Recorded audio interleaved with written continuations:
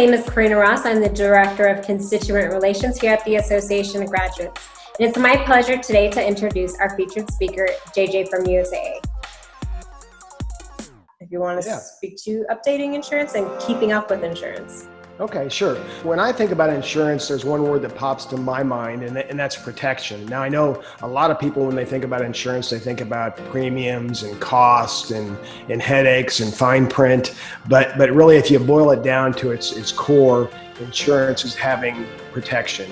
And the protection that you need is going to vary. So one of the things I like to emphasize when it comes to insurance, whether we're talking about health insurance, life insurance, auto and property insurance, liability insurance, what's good today is not necessarily going to be good 5 years from now.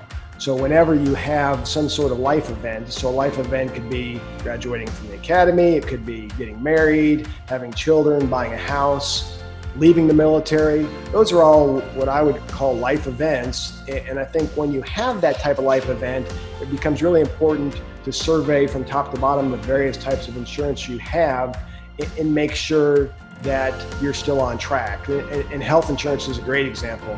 So if you watch what's happened over the last decade with health insurance, it's been a hot topic on the political front. And it's caused a lot of people struggle with health insurance on the civilian side of things. In the military and the Air Force, you're not going to really be worrying about it because TRICARE provides excellent health care coverage and costs little to nothing for you and your family. So it's not really necessarily top of mind. Well, if once you leave the military, all of a sudden it has the potential to be top of mind. So that's just an example of where you want to make sure that the coverage that you have, whatever it is, keeps pace with your life. I think that's huge. I know car insurance and all that, just making sure you're properly covered there. I grew up on TRICARE, loved it, I miss it. We will all miss it eventually. It's funny, I guess I didn't really miss it until I didn't have it. So yeah, exactly. I took a lot for granted, and then I got to the civilian healthcare, and it's definitely different. Same with, being on your parents' insurance to getting your own car insurance. Before I came to USAA, I had my own financial planning business in a small town in Missouri. And most of my focus was on retirement, IRAs and investments, life insurance. So didn't spend a lot of time on auto insurance, homeowners, what I would call property and casualty insurance. And of course, when I came to USAA, that being the core of our business, where it all began, I got into that a lot more. And I was surprised to see that my own coverage was pretty inadequate because, for example, with auto coverage, your state will have some sort of minimum level of liability coverage. And if you look at the numbers, those minimum required amounts may again leave you pretty well underinsured if something happens because they are pretty minimal. And the example I always use is the example which was my own.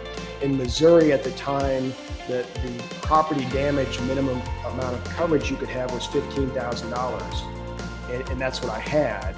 Well, I didn't really dig into it and read that fine print, which I would encourage everybody to do, but that coverage covers you in case you break something. So if you break somebody else's car, a fence, a light pole, so $15,000 is not a lot of coverage. That's what the state mandated. And again, I didn't even have an inkling that if I had rear-ended a Mercedes, for example, and totaled that vehicle, everything above $15,000 would have been on me. So it's really important to dig into the details a little bit. Yes, read that fine print. Yeah, exactly.